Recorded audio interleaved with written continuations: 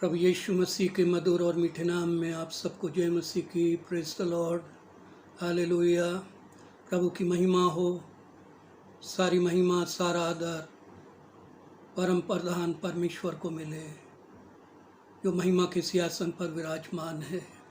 आज के इस पवित्र दिन के लिए, प्रभु यीशु मसीह के जी उठने के दिन के लिए हम प्रभु का धन्यवाद देते हैं कि प्रभु ने हमें यह अनुग्रह दिया कि हम आपस में पवित्र संगति और सहभागिता में सहभागी हो सकें। सारी परिस्थितियों से हम सब अच्छे से वाकिफ़ हैं, परिचित हैं, अवगत हैं। हमारे पास्टर जी, उनका परिवार, उनकी प्रिय पत्नी, हमारी प्रिय बहन, जिनका इस समय इलाज चल रहा है, और हम सब पूरे ईमानदारी से पवित्रता के साथ समर्पित होकर पास्टर जी के लिए, उनकी पत्नी के लिए, उनके परिवार के लिए प्रार्थना में हैं। और निश्चय प्रभु अपने विश्वास करने वालों को लज्जित नहीं होने देता है। परमेश्वर प्रार्थना सुनता है, प्रार्थना का उत्तर देता है।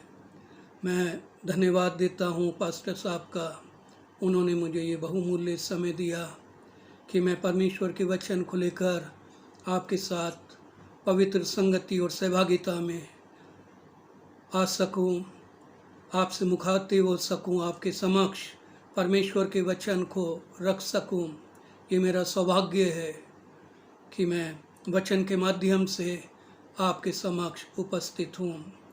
आइए, इससे पहले कि हम परमेश्वर के वचन में जाएं, अपनी आँखों को बंद करें, छोटी सी दुआ करें, अपने संपूर्ण जीवन को प्रभु की वेदी पे समर्पित करें।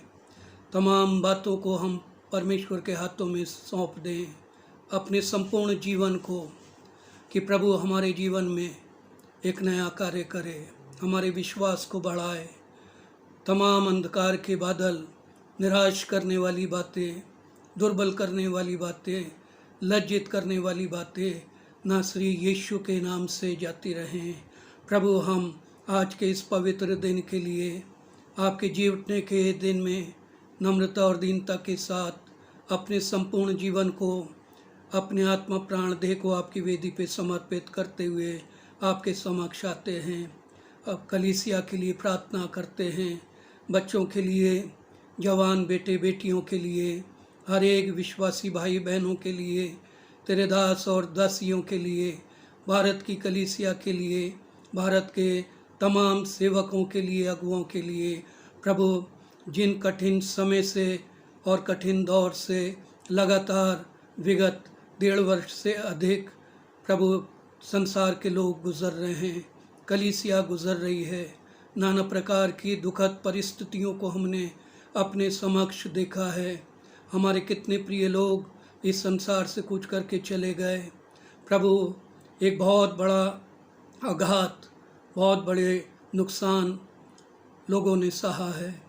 शांति, अनुग्रह और तसल्ली देने वाले आप हैं। सारी कमी घटियों को पूरा करने वाले आप हैं। जो आपकी ओर देखते हैं वे कभी लज्जित नहीं होते, निराश नहीं होते हैं। जिन्होंने आपकी ओर दृष्टि की, उनके मुंह कभी काले नहीं होने पाए। प्रभु, हम धन्यवाद देते हैं आज के इस पवित्र दिन के लिए, अच्छी आराधना उपासना के लिए, गीतों के लिए, गवाहियों के लिए, प्रार्थना विनतियों के लिए। प्रभु, तमाम बातों को आपकी वेदी पर लेकर आते हैं, और प्रभु आप हमें आशीषित करें, अपने अनुग्रह में आगे बढ़ाएं। प्रभु, अपनी उपस्थिति में चलाएं, ताकि हम आपकी इच्छा अनुसार सिद्ध होते जाएं और उस सिद्ध अवस्था में पहुँचें जिसमें आप हमें देखना चाहते हैं। आदर महिमा आपको देते हुए इस विनती प्रार्थना को खुदावंद यीशु नासरी के नाम से मांगते हैं। आमीन, आमीन। आइए मेरे साथ निकालें भजन संहिता 85, साम 85। हम पढ़ेंगे 9 वचन से लेकर 13 वचन तक। मैं आपके लिए पढ़ूंगा। यहाँ इस प्रकार लिखा है, निश्चय उसके डरवैयों के उद्धार का समय निकट है, तब हमारे देश में महिमा का निवास होगा। करुणा और सच्चाई आपस में मिल गई हैं। धर्म और मेल मिलाप ने आपस में चुम्बन किया है। पृथ्वी में से सच्चाई उगती और स्वर्ग से धर्म झुकता है। फिर यहोवा उत्तम पदार्थ देगा और हमारी भूमि अपनी उपज देगी। धर्म उसके आगे आगे चलेगा और उसके पाँवों के चिन्हों को हमारे लिए मार्ग बनाएगा। आमीन। प्रभु अपने वचन के पढ़े जाने और सुने जाने पर आशीष दे। ये वचन हमें आगाह करते हैं, हिदायत देते हैं। इन वचनों के माध्यम से मैं आपके समक्ष जिस विषय को रखना चाहता हूँ वो है रिवाइवल, बेदारी। जिस प्रकार का दौर विगत 1.5 वर्ष से अधिक कलीसिया सह रही है, झेल रही है, जिन परिस्थितियों का से हम सामना कर रहे हैं, लगातार जब से ये महामारी कोविड-19 शुरू हुआ और सब कुछ उलट पुलट हो गया है, अव्यवस्थित हो गया है। मनुष्य का दैनिक जीवन, मनुष्य का पारिवारिक जीवन, मनुष्य के कार्य करने की प्रणाली, हर एक परिस्थिति में, हर एक बातों में बहुत कुछ बदलाव आ गया है, गिरावट आ गई है, जिसके कारण एक बड़ा डर, बड़ा भय मनुष्य के मन पर, कलीसिया के ऊपर भी मंडरा रहा है।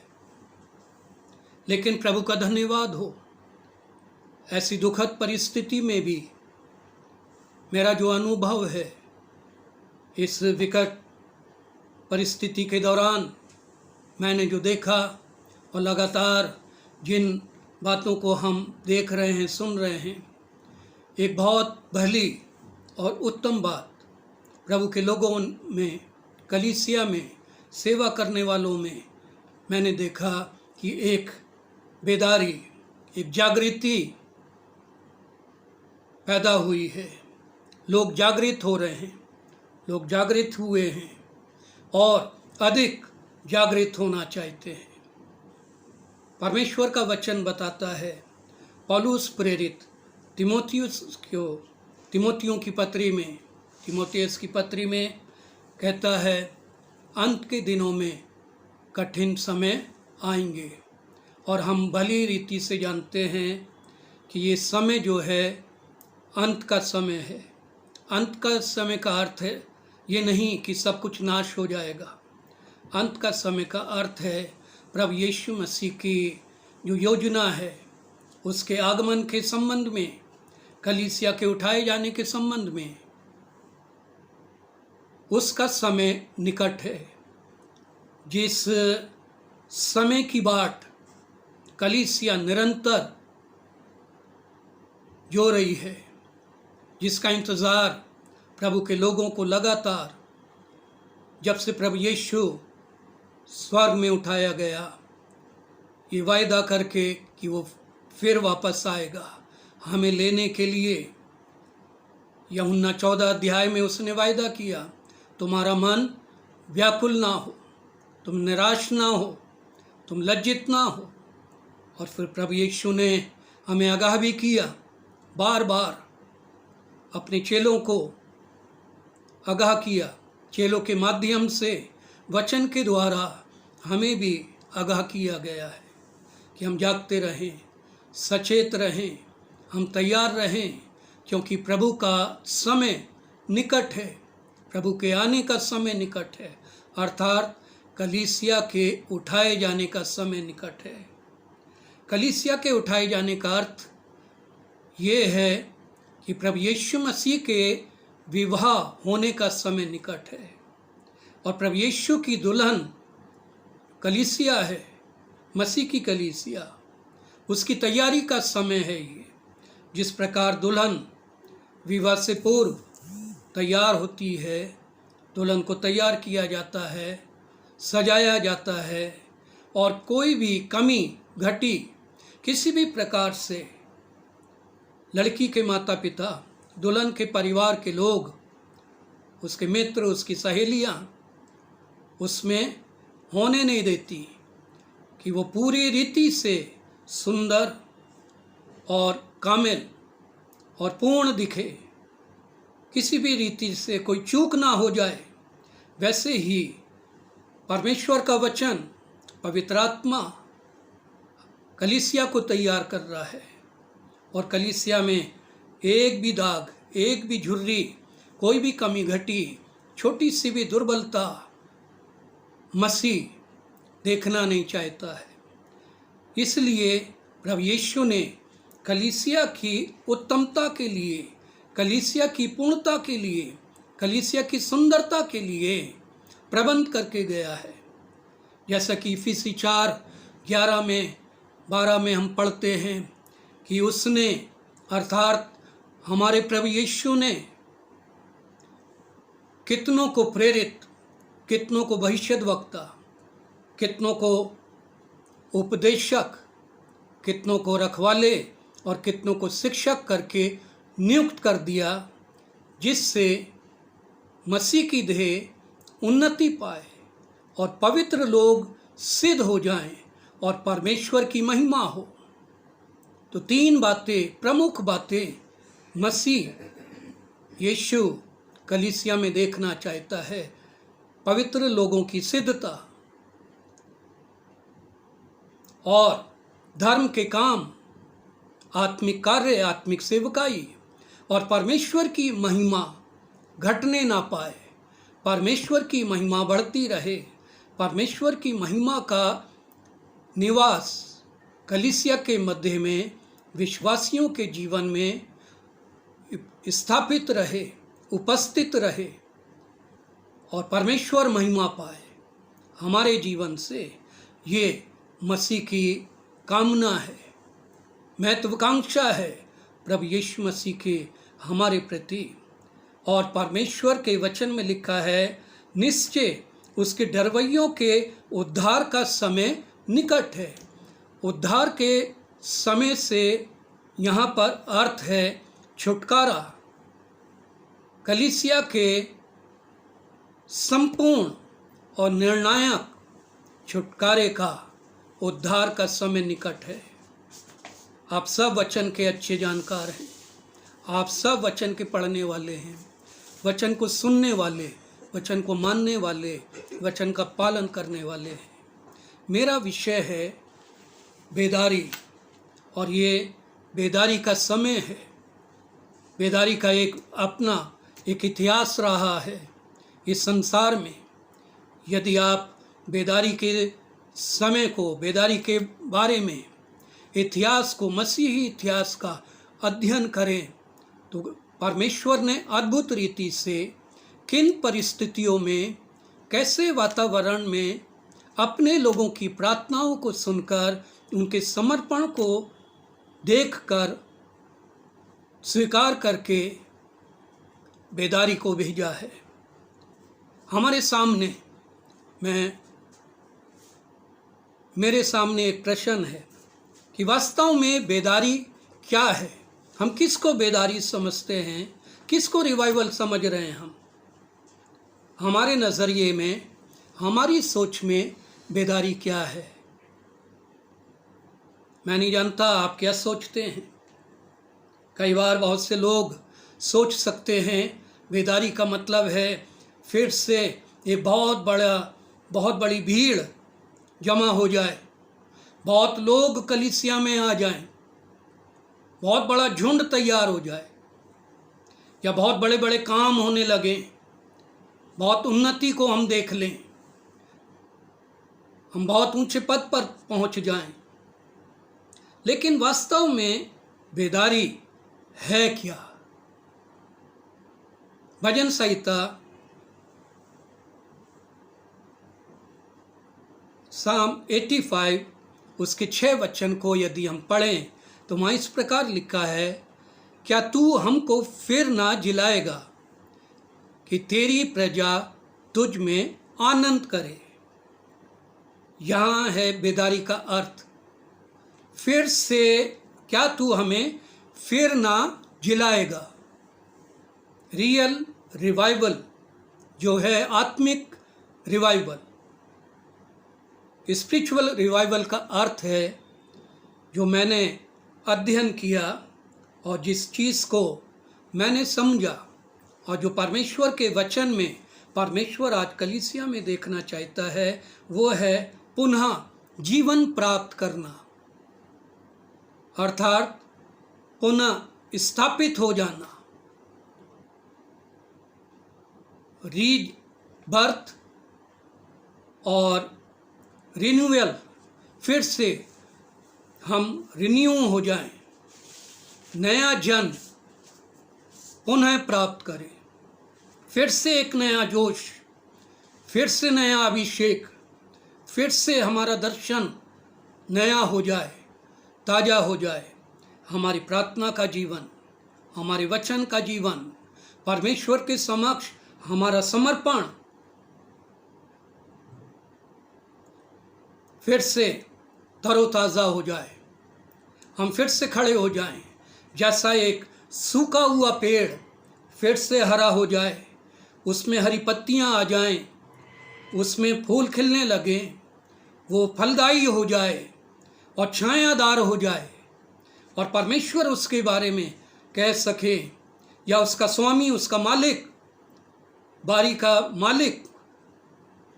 माली कह सके कि ये वो वृक्ष है जो बहते हुए जल के किनारे लगाया गया है, जो अपनी ऋतु में फलता है, जिसके पत्ते कभी मुरझाते नहीं और जो अपने ऋतु में फल देता है, छाया देता है। ये है रिवाइवल।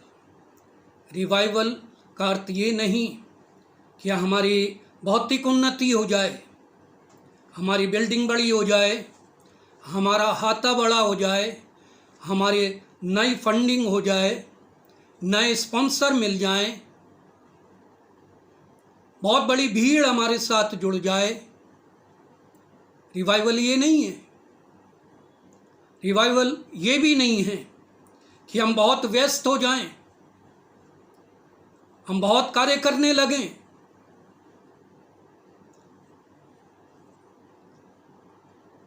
परंतु रिवाइवल है फिर से परमेश्वर में कलीसिया जागृत हो जाए, नया जीवन फिर से हम प्राप्त करें।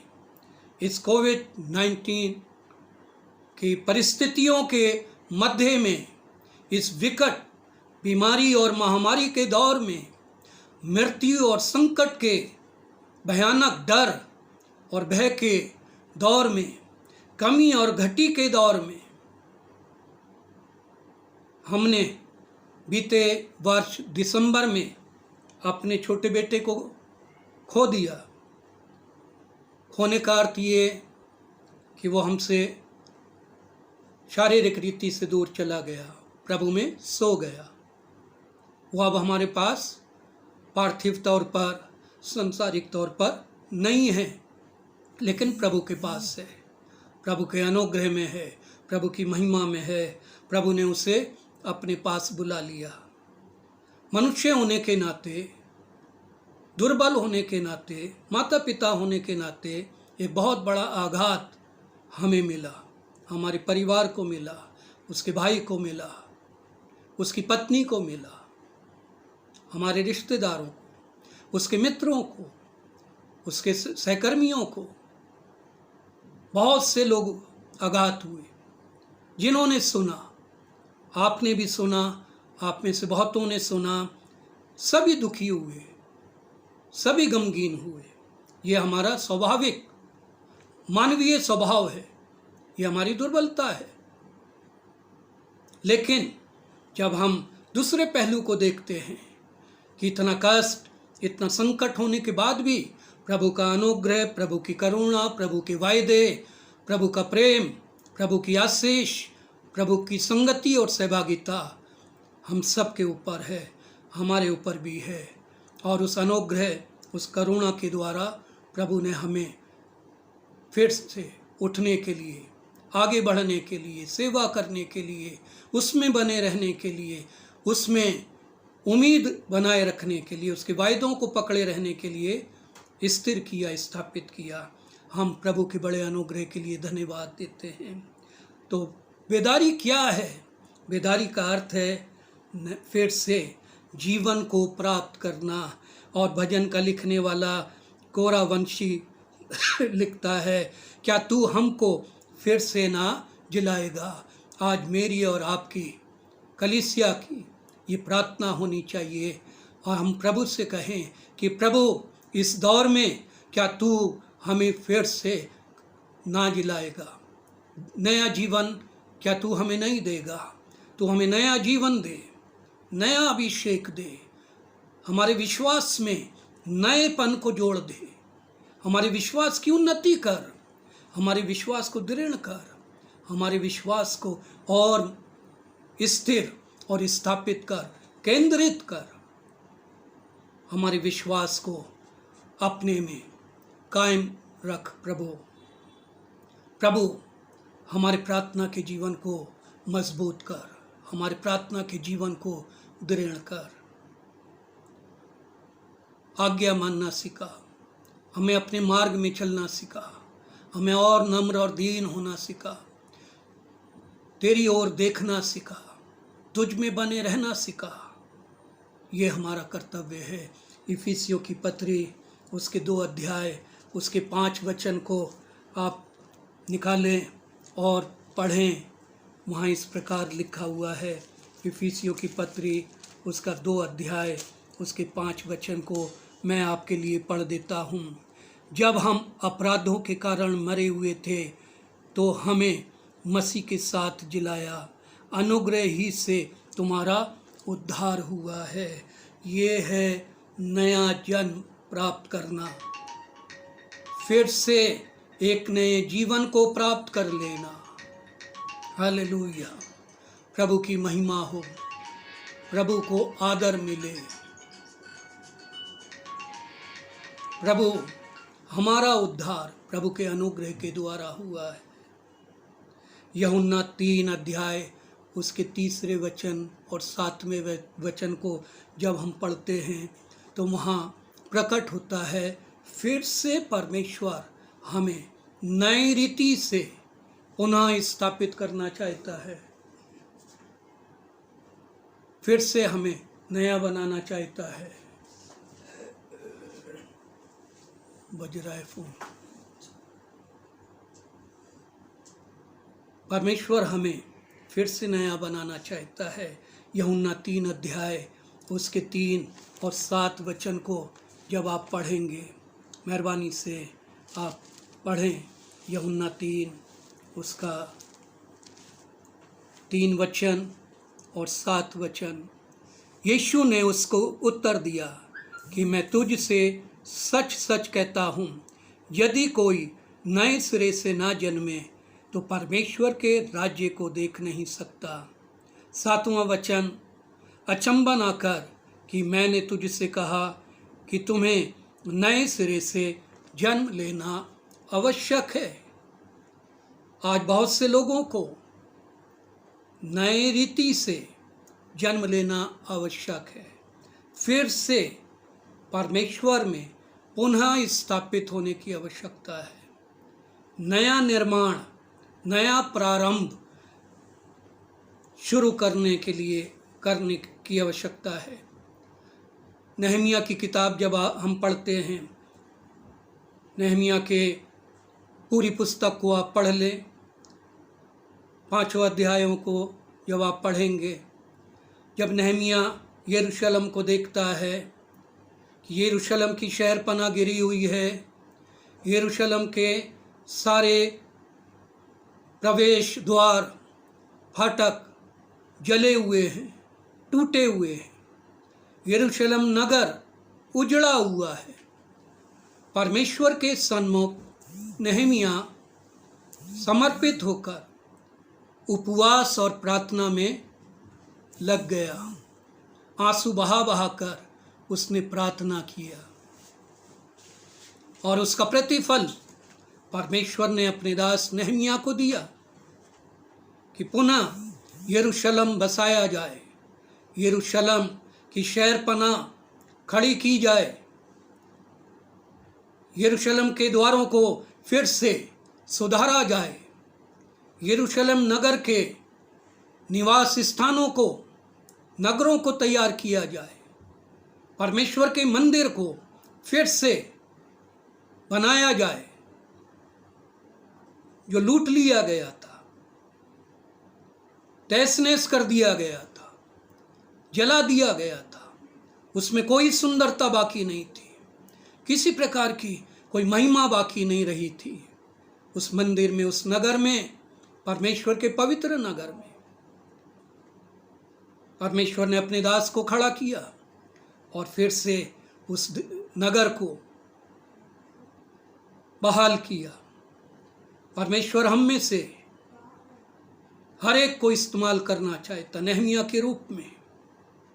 जिस प्रकार परमेश्वर ने समय समय पर एक नए प्रारंभ के लिए, नई बेदारी के लिए, नए कार्य को फिर से स्थापित करने के लिए, बिगड़े हुए बाड़े को सुधारने के लिए, बिगड़े हुई टूटी हुई दीवार को फिर से बनाने के लिए, निराश और लज्जित जीवन को फिर से स्थापित करने के लिए दुरुस्त किया, वैसे ही परमेश्वर हमारे बीच में, हमारे मध्य में से हमें उठाना चाहता है। परमेश्वर ने का वचन बताता है, परमेश्वर अपने महिमा के लिए, अपने बड़े कार्यों के लिए किसी को भी इस्तेमाल कर सकता है। उसने बच्चों को इस्तेमाल किया, उसने महिलाओं को इस्तेमाल किया, उसने जवानों को इस्तेमाल किया, युवाओं को, अधिकतर युवाओं को इस्तेमाल किया। उसने उम्र दराज बुजुर्ग लोगों को, प्राचीनों को इस्तेमाल किया। कलीसिया में हम जो हैं, हमारी अवस्था जो भी है, परमेश्वर हमें इस्तेमाल करना चाहता है। ये तभी होगा जब हम उस महान सृष्टिकर्ता और उस महान रचनाकार के हाथ में एक औजार के रूप में अपने आप को सौंप देंगे कि प्रभु, मैं आपका औजार हूँ, मैं आपका पात्र हूँ, आप मुझे लें और मुझे इस्तेमाल करें। हालेलुया, प्रभु की महिमा हो। प्रभु आप मुझे छुएं, प्रभु आप मुझे बनाएं। हम बहुत गीत गाते हैं, तू है कुम्हार मैं मिट्टी हूँ। हम सिर्फ गाते हैं, हम उस पर अमल नहीं करते। अगर आम तौर पर कोई हमें हमारे नाम से, हमारे ओहदे से ना बुलाए, मुझे रेवरेंड करके ना बुलाए, पास्टर करके ना बुलाए, अपोस्टल करके ना बुलाए, या मेरा नाम ना ले कि अनिल कुमार विल्सन, और मुझे कहे कि तू तो मिट्टी है, मैं चिढ़ जाऊंगा, मैं एकदम क्रोधित हो जाऊंगा। और परमेश्वर के सामने हम गीत गाते हैं हमेशा, मैं तो मिट्टी हूँ, मुझे बना, तू मेरा कुम्हार है। लेकिन हम मिट्टी बनना नहीं चाहते, वैसी मिट्टी जो पात्र बनने के योग्य है। हालेलुया, वो खेत की पड़ी हुई मिट्टी नहीं, मार्ग के किनारे की मिट्टी नहीं, पत्थरों के बीच में जिसमें कोई गुण नहीं है, चट्टानों की मिट्टी नहीं, झाड़ियों में दबी हुई मिट्टी नहीं, वैसी मिट्टी जो खेत के रूप में तैयार की गई, जिसमें 30 गुना, 60 गुना और 100 गुना फल आ जाए, फसल आए, और उसका स्वामी उस फसल का इंतज़ार जो कर रहा है, उसे प्राप्त करके आशीषित हो सके। हम कहते हैं कि प्रभु आप कुम्हार हैं, आप हमारे रचनाकार हैं। हमें यशायाह 43 अध्याय उसके प्रारंभिक वचनों को पढ़ते हैं, वहाँ लिखा है कि हे याकूब, हे इस्राएल, तेरा रचने वाला, हे याकूब, तेरा बनाने वाला मैं हूँ। मैंने तुझे छुड़ा लिया है, मैंने तुझे नाम लेकर बुलाया है। ये बात सच है। परमेश्वर हमारा सृष्टि करता है, परमेश्वर हमारा बनाने वाला है, बुलाने वाला है। हालेलुया, प्रभु की महिमा हो। लेकिन आज आवश्यकता है कि हम अपने आप को एक पात्र के रूप में, एक औजार के रूप में, एक घर में छोटी से छोटी चीज़ भी उपयोगी होती है, झाड़ू भी। किचन के हर एक औजार, हर एक पात्र एक गृहिणी के लिए, एक महिला के लिए, एक पारिवारिक महिला के लिए बहुत उपयोगी होते हैं। नमक की छोटी सी डिबिया, मसाले रखने का वह छोटे छोटे बर्तनों को मंजने वाला वो जो जूना होता है, वो ब्रश, हर एक चीज़ मौके पर काम में आती है। और एक भली महिला, एक अच्छी गृहिणी उन तमाम चीज़ों को सहेज के रखती है कि समय पर उनका सही उपयोग हो। हमारी अवस्था भी कलीसिया में ऐसे ही औजार, ऐसे ही यंत्रों के रूप में, ऐसे ही पात्रों के रूप में पाई जाती है। मैं नहीं जानता मैं कौन सा औजार हूँ, लेकिन जो भी हूँ परमेश्वर के हाथ में हूँ। परमेश्वर से कहना चाहता हूँ, परमेश्वर मैं हूँ उपस्थित, आप मुझे इस्तेमाल करें। मैं कहाँ इस्तेमाल हो सकता हूँ, मेरा उपयोग कहाँ है। आज हमारी अहम आवश्यकता ये है कि हम प्रभु से कहें कि प्रभु सबसे पहले आप हमें नया बनाएं, हमें नया जीवन दें, हमारी निराशा उतार दें, हमारी थकावट को दूर करें, हमें एक तरोताज़ा बनाएं। शाऊल के डर से, उस आतंक से परमेश्वर का चुना हुआ दास शमूएल निराश हो गया। परमेश्वर ने शमूएल से कहा, शमूएल उठ, अपनी कुप्पी ले, कुप्पी में तेल डाल। मैंने अपने लिए, इस्राएल के लिए एक अभिषिक्त को, एक चुने हुए व्यक्ति को राजा होने के लिए शाऊल के स्थान पर चुन लिया है। जा बेतलहमी ईशे के पास जा, उसके पुत्रों में से एक पुत्र का अभिषेक कर। और दाऊद को परमेश्वर ने चुना।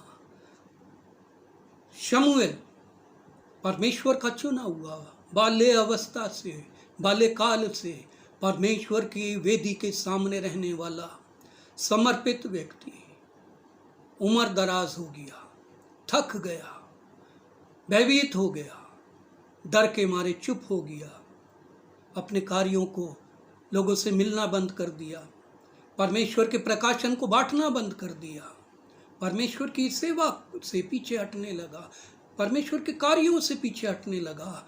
मेरे प्रियो, आज कलीसिया में हमारी अवस्था क्या है? क्या हम थक गए हैं? क्या हम रुक गए हैं? क्या हम भयभीत हो गए हैं? हम फिर से उठें। वो परमेश्वर किसी भी अवस्था में अपने चुने हुए लोगों को इस्तेमाल कर सकता है, उनके द्वारा अपने वायदे, अपनी प्रतिज्ञा को पूरा कर सकता है। 75 वर्ष की उम्र में परमेश्वर ने इब्राहिम को बुलाया, परमेश्वर ने इब्राहिम से बातें की। 99 वर्ष का हो गया, परमेश्वर उससे बातें कर रहा है। उत्पत्ति 17 अध्याय में अब्राहम कह रहा है, मैं तो निर्वंश हूँ। इसका अर्थ क्या है निर्वंश हूँ? अब्राहम कह रहा है, मैं अयोग्य हूँ, मैं संतान उत्पत्ति करने के लिए अयोग्य हूँ। परमेश्वर ने अब्राहम की 75 वर्ष की आयु में, अवस्था में उससे वायदा किया था कि मैं तुझे पुत्र दूंगा। 25 वर्ष तक कोई संतान नहीं हुई। 99 वर्ष की उम्र में अब्राहम कह रहा है कि मैं तो निर्वंश हूँ, अर्थात मैं अयोग्य हूँ, मेरी पत्नी भी बांझ है, हम संतान उत्पत्ति की आशा नहीं रख सकते, हम में योग्यता क्षमता नहीं है। मेरे प्रियो, कई बार हमारे जीवन में ऐसी विकट परिस्थिति आ जाती है, हम अपने आप को देखते हैं, अपने सृष्टिकर्ता, अपने उद्धारकर्ता महान परमेश्वर को नहीं देखते हैं। हम अपने आप को ना देखें, हम जैसे भी हैं, परमेश्वर ने जो वायदा किया, 1 वर्ष के बाद 100 वर्ष की अवस्था में अब्राहम ने संतान को पैदा किया, शारीरिक तौर पर पैदा किया, शारीरिक इच्छा से पैदा किया। परमेश्वर वृद्ध अवस्था में अब्राहम को खड़ा कर सकता है। यह आत्मिक तौर पर मैं कह रहा हूँ, आत्मिक अर्थ के रूप में कह रहा हूँ।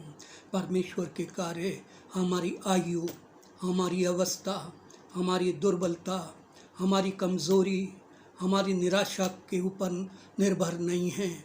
निर्भर हैं सिर्फ इस बात पर कि परमेश्वर ने यदि मुझसे और आपसे वायदा किया है कि वो कुछ करेगा, करना चाहता है, और अगर ये वचन, ये दर्शन, ये बुलाहट हमने पाई है, तो निश्चय प्रभु अपने उचित निर्धारित समय पर अपना महान कार्य हमारे मध्य में करने जा रहा है। Hallelujah, hallelujah, hallelujah.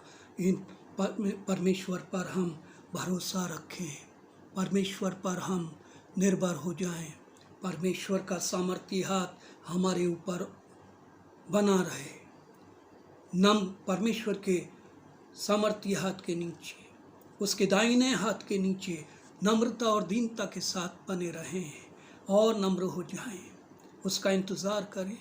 संसार की परिस्थितियाँ ऐसे ही रहेंगी, शायद इससे भी विकट हो जाएं, इससे भी भयानक घटनाएं होंगी और हम अपनी आंखों से देखेंगे, लेकिन आत्मिक जीवन में, कलीसिया के मध्य में परमेश्वर अपने अद्भुत कार्य को करना चाहता है।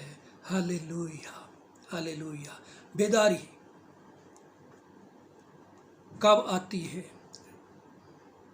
किसके माध्यम से और किस माध्यम से हमारे बीच में आ सकती है बेदारी? आत्मिक बेदारी, नया प्रारंभ, नया जीवन, नया अभिषेक, दर्शन का नयापन, रिन्यूअल फिर से हमारे जीवन में कैसे आ सकता है?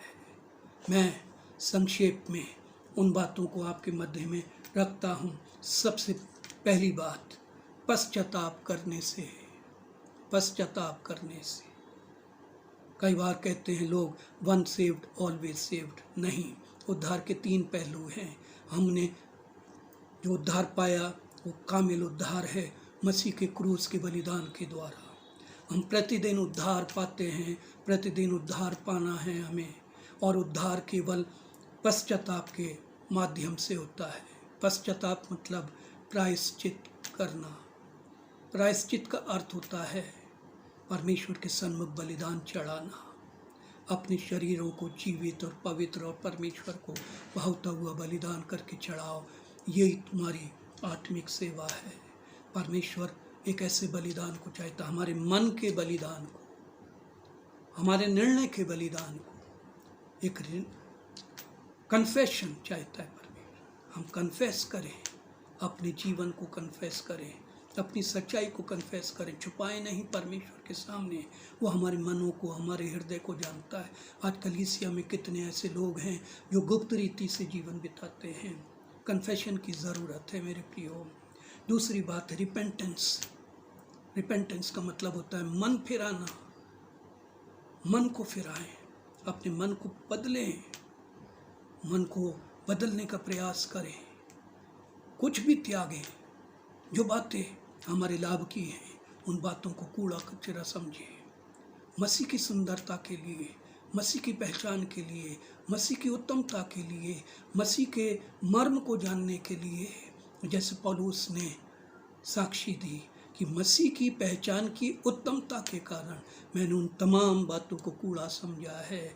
तीसरी बात है कि मसीह में हम विश्वास योग्य रहें। बिलीव इन क्राइस्ट, मसीह में विश्वास योग्य, मसीह पर हमारा विश्वास हो कि यीशु ही प्रभु है, यीशु ही मसीह है, यीशु ही उद्धार करता है, यीशु आने वाला है, यीशु हमारे लिए मरा, यीशु हमारे लिए गाड़ा गया, यीशु हमारे लिए मुर्दों में से जी उठा, यीशु स्वर्ग पर उठा लिया गया, यीशु फिर से आएगा अपनी कलीसिया को लेने के लिए। यीशु ने हमसे वायदे किए हैं, यीशु ने हमें पवित्र आत्मा दिया है। हम यीशु के वचनों को पढ़ते हैं, यीशु हमारे साथ है। हालेलुया। हम यीशु पर विश्वास करें कि यदि तू और तेरा घराना मसीह पर विश्वास करेगा, मसीह पर विश्वास करेगा तो तू और तेरा घराना उद्धार पाएगा। अगर तू विश्वास करता है कि यीशु ही प्रभु है, यीशु ही मसीह है, तो तू निश्चय उद्धार पाएगा। हालेलुया। तो और चौथी बात है सबमिशन। अपने आप को पूरी तरह परमेश्वर को दे दें, पूरी तरह दे दें। जवान बच्चे, बेटे, बेटियां, हर उम्र के लोग, अभी भी मौका है। हम अपने आप को प्रभु के हाथ में दें।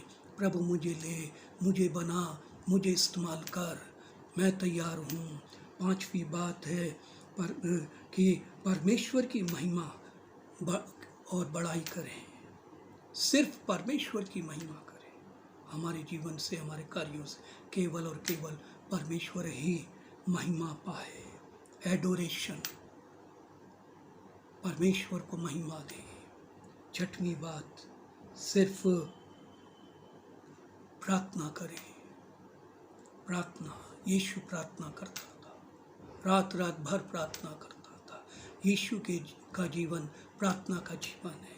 रीति रिवाज की प्रार्थना नहीं, सदुकी फरीसियों वाली प्रार्थना नहीं, दिखावे की प्रार्थना नहीं, एक आत्मिक प्रार्थना।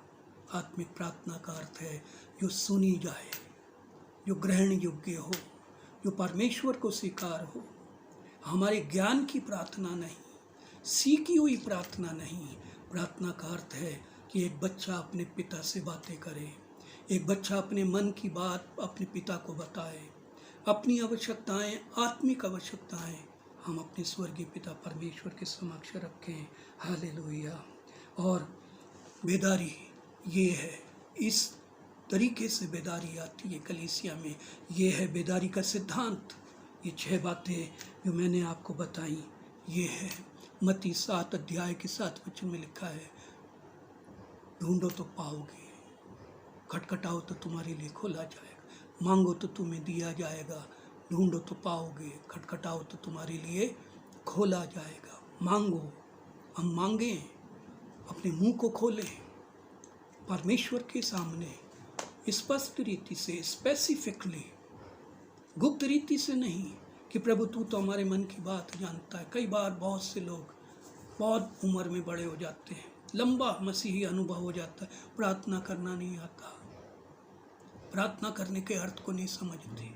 वो प्रार्थना करने को रीति रिवाज, विधि विधान समझते हैं।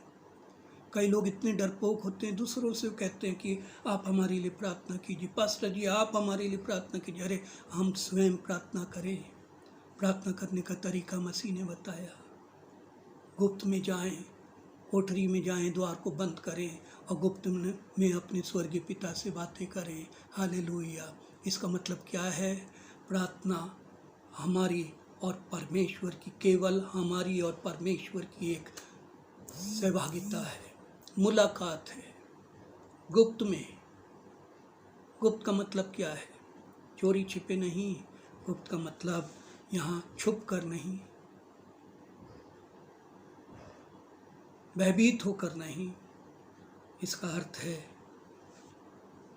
परमेश्वर की उपस्थिति में, परमेश्वर की पवित्रता में, संसार से दूर अपने को अलग करके, जैसे यीशु करता था।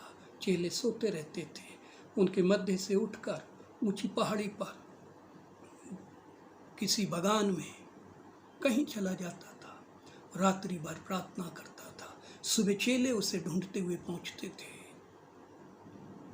एकांत में परमेश्वर चाहता है, हम भीड़ में तो प्रार्थना करना बहुत पसंद करते हैं। कई बार बहुत से लोग केवल चर्च में ही प्रार्थना करते हैं, जब पास्टर उनका नाम लेगा तब।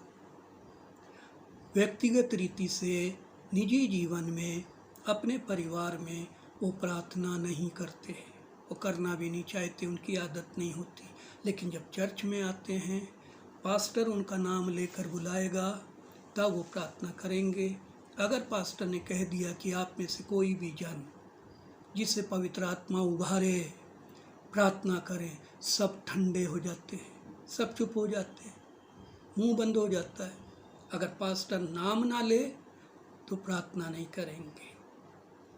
अगर बहुत से लोग ऐसे भी हैं, नाम लेने पर भी प्रार्थना करने लायक नहीं है, गूंगे हैं, जैसे गूंगा होता है, आत्मिक गूंगे, परमेश्वर से बोलना ही नहीं चाहते, परमेश्वर से कुछ मांगना नहीं चाहते, परमेश्वर के स्वर्गीय द्वार को खटखटाना नहीं चाहते, अपनी खोई हुई चीज़ों को ढूंढना नहीं चाहते। खोया हुआ अभिषेक, खोई हुई सामर्थ, खोया हुआ दर्शन हम परमेश्वर से ढूंढें तो हम पाएंगे। और जब जो बेशकीमती चीज़ें होती हैं, बहुमूल्य वस्तुएं होती हैं, उसकी खोज की जाती है, उन्हें ढूंढा जाता है, मेहनत की जाती है, बहुत मशक्क़त की जाती है, समय दिया जाता है, तब जाकर कहीं वो कीमती हीरा, सोना और उत्तम पदार्थ प्राप्त होते हैं। मोतियों को खोजने के लिए, ढूंढने के लिए अथाह सागर के गहराई में उतरना पड़ता है और वहाँ से निकालना पड़ता है। ढूंढो तो पाओगे। हमारी कितनी चीज़ें खो गई। यीशु ने उदाहरण दिया, एक स्त्री के सिक्का खो गया था, उसने घर को, पूरे घर को साफ सफाई कर दी, झाड़ू लगा दी, ढूंढा ढांडा, सारे सामान को उलट पुलट कर दिया, मेहनत की, और जब वो मिल गया बहुत खुश हो गई और बड़ी दावत की, बड़ा जश्न मनाया, अपने आनंद को प्रकट किया। हमारी बहुत सी चीज़ें खो गई हैं, शायद हो सकता है उनको हम ढूंढने का प्रयास करें फिर से। जहाँ हमने खोया है स्मरण करें, कहाँ खोया है, कहाँ हमारा अभिषेक खोया, कहाँ हमारा प्रार्थना का जीवन खोया, कहाँ हमारा आत्मिक जीवन खो गया, कहाँ हमारा प्रेम का जीवन, संगति का जीवन, वचन पढ़ने का जीवन, प्रभु भोज लेने का जीवन, दान देने का जीवन, हमारी कलीसिया में सहभागी होने का जीवन, कलीसिया में कुछ कार्य करने का जीवन कहाँ खो गया। ढूंढो तो पाओगे। हालेलुया। और ये है 6 बातें जो बेदारी के लिए हमें उत्साहित करती हैं। बेदारी ये है जो मैंने आपके समक्ष रखी। मुझे आशा है कि प्रभु आप सबको इस वचन के माध्यम से बहुत आशीषित किया है, आशीषित करेगा। आमीन। आइए छोटी सी प्रार्थना करके मैं अपने संदेश को पूरा करता हूँ। धन्यवाद प्रभु, आपने मुझे ये बहुमूल्य समय दिया। एक बार फिर आपके समक्ष आता हूँ। Evangelical pentecostal church Jamshedpur, pastor Gauranand, उनकी प्रिय पत्नी के लिए, उनके दोनों बेटों के लिए, बहुओं के लिए, उनके परिवार, प्रियजन, सगे संबंधियों के लिए, कलीसिया के एक एक परिवारों के लिए, हमारे तमाम प्रिय लोगों के लिए जो जिनसे हम परिचित हैं, जवान बच्चे, बेटे बेटियों के लिए धन्यवाद प्रभु। सबको आप बेदार करें, समर्पित करें। एक नया समर्पण हम प्रभु आपकी वेदी पर करते हैं। सारी महिमा आदर आपको देते हैं। अपनी दासी को अपने लहू में छुपाएं, अपने दास को शांति और तसल्ली दें, तमाम कमी घटी को पूरा करें और प्रभु उनके इलाज को आप अपने हाथ में लें। डॉक्टरों से बातचीत करें, नर्सों से बातचीत करें। आपके दूत, स्वर्गदूत, सेवा टहल करने वाली आत्माएं उनकी सेवा करने के लिए नियुक्त की जाएं। सारी महिमा आपको देते हुए इस विनती को खुदावन यीशु नासरी के नाम से मांगते हैं। सुने और ग्रहण करें। आमीन, आमीन। जय मसीह की। Praise the Lord. Hallelujah. God bless you. आमीन।